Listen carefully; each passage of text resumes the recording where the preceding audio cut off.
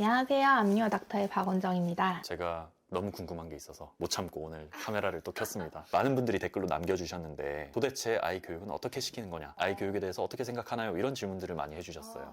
지금 저희 아기의 상황을 말씀드리면 저희 아기는 26개월이고 놀이학교를 다니고 있습니다. 놀이학교가 뭐죠? 학부모들은 너무 다들 아실 내용이지만 영유아기 때는 어린이집이라는 공간을 가요. 어린이집은 아기에게 교육을 시킨다기보다 보육을 하는 공간이고, 보육을 하는 공간에서 이제 유치원으로 가면 교육으로 조금씩 넘어가기 시작합니다. 그리고 초등학교를 갈 나이가 되면 국가교육과정에 속하는 시스템으로 들어가게 되는 거죠. 그래서 우리가 아는 초, 중, 고, 대학교 이런 트랙을 타게 되는데, 그러면 그 전에 아기가 아직 국가에서 운영을 하는 교육 프로그램에 들어가지 못하는 단계일 때 국공립 어린이집을 가느냐 아니면 놀이학교를 가느냐 영어 유치원을 가느냐, 이거 가지고 많은 학부모들이 고민을 하고 의견을 나누고 그러긴 하죠. 저는 사실은 처음에는 국공립 유치원을 보내려고 했었어요. 저희 아파트 앞에 본봉산인가 매봉산인가 무슨 땡봉산이 있는데 거기 앞에 국공립 어린이집이 있어요. 근데 거기가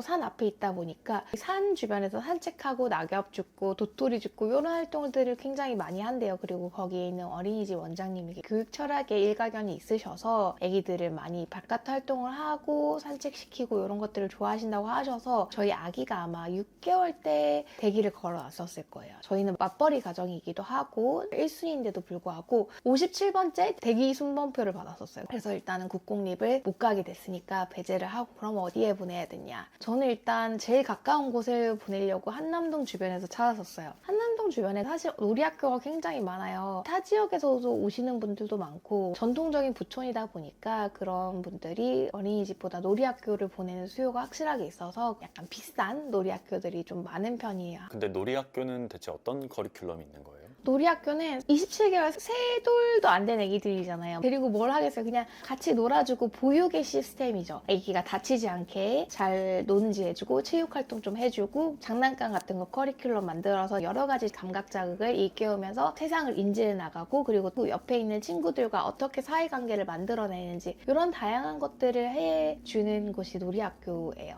놀이학교를 제가 선택하게 된 이유는 국공립 어린이집에 떨어졌던 것도 맞지만 놀이학교가 2인 1조로 아기를 봐요. 두 아이당 한 명의 선생님이 붙는 거죠. 그러니까 아이에게 케어를 집중할 수 있고 아기가 내는 작은 신호들을 빠르게 캐치를 할 수 있는 그런 환경적인 요건을 만들어주는 거죠. 그렇기 때문에 놀이학교가 비싸요. 제가 지금 보내는 놀이학교는 월 220이고 거기다가 부대 비용, 셔틀비 이런 것까지 하면 270 정도 되는데, 그게 좀 놀이학교 중에서는 좀 비싼 편인 건가요? 요즘에는 가격이 다 올라서 대부분은 이 정도라 듣긴 들었어요. 근데 9시부터 3시 반까지니까 주 5일 6시간 반 보는 거에 비교를 했을 때 그렇게 싼 편은 아니죠. 하지만 이런 식으로 아기에게 밀착된 보육 서비스를 제공한다는 면에 있어서 저는 이 돈이 아깝지 않다고 생각을 해요. 하지만 내가 경제적으로 여건이 안 되거나 아니면은 내 철학에 있어서 놀이학교보다는 국공립 어린이집이 더 맞다, 그렇게 생각할 수 있거든요. 당연히 저도 국공립 어린이집 좋은 곳에 가면 그 선생님이 일단은 국가 산하 기관이다 보니까 선생님들이 훨씬 더 퀄리티 컨트롤이 잘 돼요. 놀이학교에서도 국공립 어린이집에서 나오는 식단을 그대로 따와서 식단을 만들고 하거든요. 그러니까 표준이 되는 거예요. 그 표준에서 당연히 국공립 어린이집이 좋게 잘 운영이 되면 너무나도 이상적인 시스템이겠죠. 하지만 현실적으로 국공립 어린이집은 대기는 너무 길고 수요는 많은데 공급 자체가 없고, 근데 살짝 변두리 지역을 가면 출생률이 급격하게 다운되는 지금 시점에 어느 곳은 폐교를 하고 폐원을 하고 몰리는 곳은 더 몰리고, 그렇기 때문에 아기는 많은데 선생님 수는 부족하고 선생님 한 명당 봐야 되는 아기 수는 계속 늘어나고, 그러면 아기에게 전적으로 줄 수 있는 시간 혹은 관심은 줄어들고 아기가 소외될 수밖에 없고 불안형이 된다든가 회피형이 된다든가 애착관계를 형성하는데 부정적인 요소를 줄 수밖에 없잖아요. 근데 이런 것들을 저는 국가가 해야 된다고 생각을 하거든요. 우리가 지금 국가 예산으로 얼마를 쏟아붓고 있는데 저출생 문제 때문에. 근데 사실 저만 해도 둘째를 낳았을 때 아기를 맡길 데가 없으니까 내가 혼자 다 알아보고 친정 부모님이든 아니면 시터든 다 알아보고 해야 되니까 일하는 엄마로서 준비해야 될 과정들이 많은 거죠. 둘째를 낳기 위해서. 이것을 국가가 대신을 해주고 국공립 어린이집이나 보육시설에서 아기가 안정적으로 애착관계를 형성할 수 있는 이런 환경을 환경을 사회에서 만들어준다? 이거는 안 낳을 이유가 없는 거죠. 아기가 이렇게 예쁘고 사랑스러운데 누군들 안 낳고 싶겠어요. 환경이 안 받쳐주니까 못 낳는 거지. 놀이학교에서 그런 엄마가 줄 수 없는 다양한 커리큘럼, 시터 이모님이나 친정 부모님이 채워줄 수 없는 다채로운 색깔들, 놀이 시간 속에 그런 다양한 색깔들을 채워주기 위해서 놀이학교가 잘 역할을 해주고 있는 것 같아서 저는 굉장히 만족스러워요. 그리고 아기가 하원하면 레포트를 적어서 주세요. 오늘은 뭘 먹었고, 오늘은 어땠고, 이런 일이 있었고, 어디 다쳤다 그러면 어디가 다쳐서 내일 이렇게 팔로우업을 하겠다. 이런 식으로 피드백이 되게 잘 돼서 저는 지금 다니는 놀이학교에서 굉장히 만족하고 있는 점인데, 이걸 가능하게 하고 있는 거는 사실은 인력이거든요. 한 사람당 보는 아기 수가 적기 때문에 밀착형 서비스가 가능한 거기 때문에 이런 서비스를 금전적으로 대체를 하지 못한다면 국가가 대체를 해줘야 된다고 생각하고, 여기에다가 예산을 더 쏟아서 저출산 지원금으로 찔끔찔끔 엄마한테 몇십만 원 주는 것보다 이런 확실한 보육 환경을 만드는 게 좋지 않을까 저는 생각을 합니다.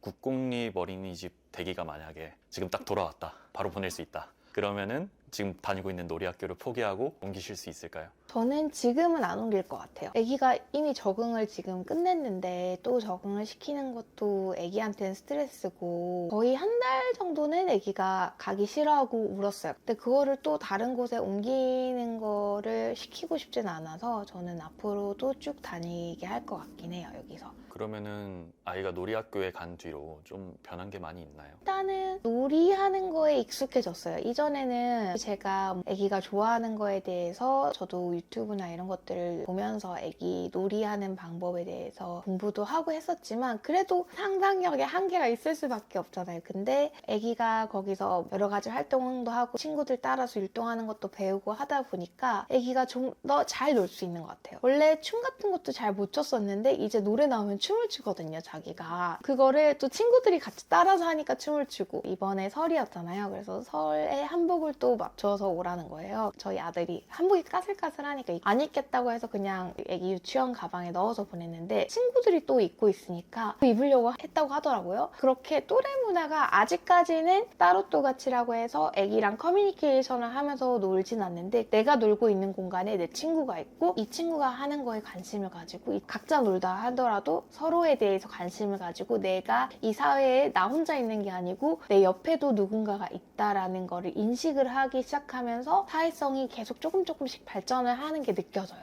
그런 면들이 제일 큰 것 같아요. 새로운 단어 같은 것도 막 배워오고 그러나요? 새로운 단어도 많이 배웠죠. 근데 저희 아기는 나 아빠가 말을 많이 하다 보니까, 저도 소아정신과 친구들이 많으니까 친구들한테 물어보면 언어가 좀 느린 친구들한테 물어보는 첫 질문이 집에서 엄마 아빠 대화가 별로 없으신가요? 그걸 처음으로 물어본대요. 아기가 처음 태어나게 되면 860억 개의 시냅스가 형성돼 있어요. 근데 이게 감각이 생후 2년까지 시냅스가 최고조로 달하기 때문에 다양한 자극에 민감하게 반응을 하게 되는 거죠. 그래서 여러 가지 감각을 일깨워주면 그 감각에 체화를 시키는데 가장 중요한 시기가 저는 생후 2년에서 3년이라고 생각을 해요. 그렇기 때문에 우리가 3살 버릇 80까지 간다 이런 식으로 말하는 게, 이때 형성되었던 여러 가지 감각에 대한 반응, 감정에 대한 조절, 절제 능력, 전두엽에서 어떻게 절제를 하는지, 이런 것들이 다 3세 전에 형성이 되는 거기 때문에 이런 다양한 감각들을 일깨우고 어떻게 내가 감정을 조절하고 어떻게 내가 절제를 하는지에 대해서 지금이 진짜 중요하다고 생각을 해서, 그런 것들에 대해서도 도움을 줄 수 있는 교육기관의 힘, 그리고 엄마나 가족들의 교육 가치관, 이런 것들을 일관되게 유지하는 게 정말 중요하다고 생각해요. 많은 분들이 궁금해하실 것 같은데, 과연 한남동의 놀이학교에 보내는 부모들은 직업이 뭐고 대체로 좀 어떤 분들이 오시는지. 저는 연예인도 봤어요. 유명한 연예인 한 2-3명 본 것 같아. 기업인 이런 사람들도 있나요? 기업인도 있겠죠? 기업인은 근데 우리가 얼굴을 모르니까. 근데 저희 애기 놀이학교 학부모 모임을 한 번도 간 적이 없어요.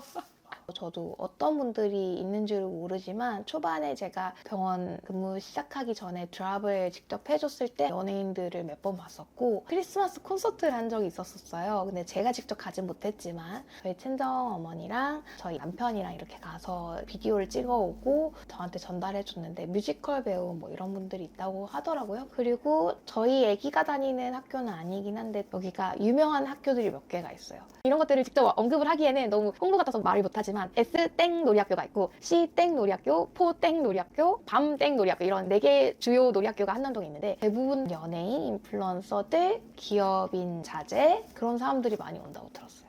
그러면 아까 그 4개 놀이학교 말씀해 주셨잖아요. 어디를 사람들이 제일 선호하는 것 같으세요? 약간 이것도 유행인 것 같아요. 한 5, 6년 전에는 C땡 놀이학교가 약간 유행이었고 요즘 유행하는 건 S땡 놀이학교인데 제가 봤을 때 근데 다 비슷비슷한 것 같아요. 그럼 아까 말씀하시기로 대략 금액이 한 260만 원 정도라고 하셨는데 4곳이 좀 가격이 다 비슷한가요? 거의 비슷한 것 같아요. 한 1, 20만 원 차이? 몇 살까지 다니나요? 6세까지 있고 6세부터는 영어 유치원으로 갈 거냐 아니면 놀이형으로 갈 거냐 이걸 또 나뉘는 것 같아요. 그러니까 영어 유치원 약간 학습식으로 갈 건지 아니면 그래도 놀이식으로 갈 건지. 뉴스에서 본 건데 막 강남 이런 데서는 영어 유치원을 막 3살부터 보내고 한남동 놀이학교의 특징은 거의 다 대부분 놀이식을 베이스로 해서 약간의 학습식을 가미한 느낌인데 압구정, 대치동, 개포동 이런 강남 쪽으로 가면 학습이 메인이고 놀이를 살짝 가미한 곳들이 많아요. 대표적인 데가 G땡 학교인데 거기는 괴담이 있어요. 애기들이 손 잡는 힘이 부족하니까 펜스를 잡게 하고 붕대를 칭칭 감아서 이렇게 숙제를 시킨다라는 괴담이 있을 정도로 진짜 숙제를 많이 주고 애기들이 뛰어놀 시간도 없이 하원을 하면 11시까지 숙제를 해야 된다고 하더라고요. 그래서 저는 그렇게는 절대 시키고 싶지 않은데 한번 그 테크트리를 타게 되면 그렇게 계속 쭉 하게 되고 또 그 영어 유치원에 가게 되면 주변 엄마들이 다 그렇게 시키니까 내가 이렇게 안 시키면 뒤처지지 않을까? 그런 생각에 많이들 그렇게 따라가게 된다고 하더라고요. 그래서 저는 그쪽으로는 발을 아예 안 들이려고 하고 있습니다. 완전 교육 쪽으로는 조금 안 하고 싶으신 거네요. 네, 맞아요. 앞으로 자녀가 초등학교도 갈 거잖아요. 초등학교도 여러 테크트리가 있잖아요. 맞아요. 그냥 일반 초등학교도 있고 맞아요. 사립초등학교도 있고 맞아요. 뭐 국제학교도 있고 그래서 여기 중에는 어디를 과연 보낼 생각이신지. 저랑 저희 남편은 둘 다 국내파다 보니까 유학에 대해서 아예 하나도 몰라요, 둘 다. 그리고 주변에 유학을 가서 너무 잘 되신 분들도 많지만 한국에 있었으면 훨씬 더 잘 될 분들이 외롭게 외국에서 고생만 하다가 돌아오신 분들도 많고 하니까 굳이 유학을 보내야 될까라는 생각이 있긴 있었는데 요즘 저는 글로벌 추세를 보고 최근에 또 딥시크가 나왔잖아요. 그걸 보면서 이제 차세대 인공지능과 여러 가지 4차 산업혁명을 넘어선 메타버스 및 인공지능 시대에 우리나라에서 국가라는 하나의 바운더리로 애를 가두기엔 너무 애기가 살아갈 미래의 모습과 맞지 않겠다라는 생각이 좀 들긴 해요. 그래서 저는 유학을 안 보낼 생각도 없고 꼭 보내야 된다는 생각도 없고 애기가 커가는 거를 보고 결정을 할 건데 그렇다고 해서 제가 뭔가를 주도적으로 결정을 하고 싶지는 않아요. 애기의 성향과 여러 가지를 보면서 결정을 하고 싶어요. 애기가 좀 내성적이고 엄마와의 그런 관계를 좀 더 소중하게 생각하는 친구면 한국에서 교육을 시키면서 조금 더 따뜻하게 살아갈 수 있도록 하고 싶고 애기가 좀 더 진취적이고 욕심이 많은 친구다 그러면 범위를 넓혀서 우리나라에서 우물안 개구리로 크면 안 되겠구나 생각을 많이 하고 있긴 해요. 그래서 비인가 국제학교도 괜찮은 것 같다 한번 알아보자 라고 말을 하더라고요. 저희 남편이 국제학교는 완전 극반대를 했었거든요. 국제학교는 전혀 보내고 싶지 않다. 그런데 최근에는 비인가도 괜찮은 것 같아 라고 말을 하더라고요. 그래서 모든 것들은 저는 오픈되어 있다고 생각을 해요. 그러면은 국가 교육 체계를 따라가지 않는 선에서 미래 변화를 보고 대응을 하고 싶다. 국가 커리큘럼을 따라가지 않겠다고 하는 건 아니지만 저는 아기들을 현 교육부에서 만들어 놓은 의대만을 가기 위한 교육 커리큘럼은 저는 절대 반대하는 주의라서 아기의 사교육에게 목숨을 거는 아이로는 절대 키우고 싶지 않아요. 그건 정말 확실하게 말할 수 있어요. 그러면 의사는 절대 안 시킬 거네요. 의사는 절대 안 시킬 것 같아요. 자기가 뭐 의사가 하고 싶어 하면 또 모르겠지만 절대 저는 의대가 모든 것들을 책임져 주지 않는다고 생각하고 앞으로의 미래에 어떻게 산업군이 변할지 아무도 모르는 시점에 의대를 가기 위해서 아기의 모든 에너지를 학습에만 몰두시킨다? 그거는 저는 말이 안 된다고 생각합니다.